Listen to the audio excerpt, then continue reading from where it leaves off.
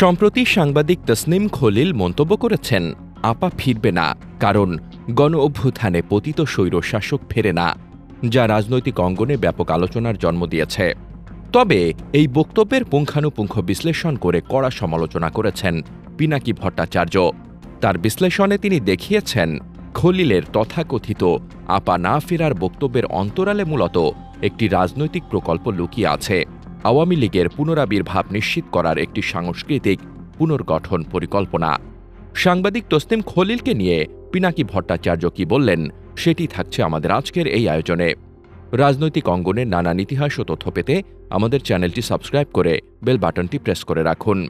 পিনাকি ভট্টাচার্য বলেন, আপা ফিরবে না, কারণ গণ অভ্যুত্থানে পতিত স্বৈরশাসক ফেরে না, তাদের বাচ্চা কাচ্চা ফিরতে পারে অনেক দিন পরে।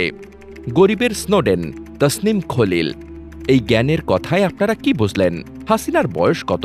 হাসিনা তো নিজেই রিটায়ার্ড করত, পুতুলকে তৈরি করতেছিল তার সাকসেসর হিসেবে। হাসিনার বাচ্চা কাচ্চা কি বিএনপি হয়ে ফিরবে, নাকি এনসিপি হয়ে ফিরবে, নাকি জামায়াত হয়ে ফিরবে? ফিরলে তো আওয়ামী লীগ হয়েই ফিরবে।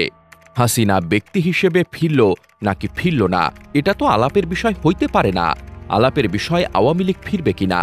এই আওয়ামী লীগ ফেরা, এইটারে মেটাফোর করেছে তসনিম আপা ফেরা নাম দিয়ে। শেখ মুজিবের বাকশাল ফেরেনি, কিন্তু হাসিনার আওয়ামী লীগ নামে ফিরছে বাকশাল 2.0। আওয়ামী লীগকে তসনিম খলিলেরা ফেরাবে, এইটাই তার প্রজেক্ট।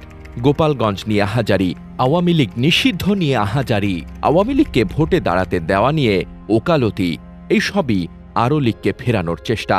আরও লীগের ফেরা অসম্ভব হবে আওয়ামী ন্যারেটিভকে সম্পূর্ণভাবে পরাস্ত করার মাধ্যমে। এইটা একটা পাল্টা কালচারাল প্রজেক্ট।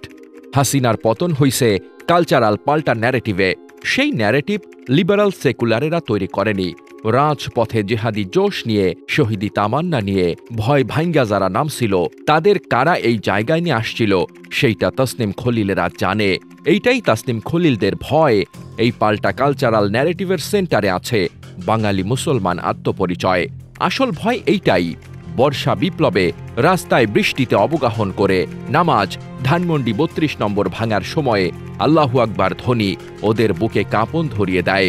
ওরা জানে বর্ষা বিপ্লব ছিল এক রুহানি প্লাবন। ওই প্লাবন লিবারাল সেকুলার আদর্শে উজ্জীবিত হয়ে মাঠে নামেনি।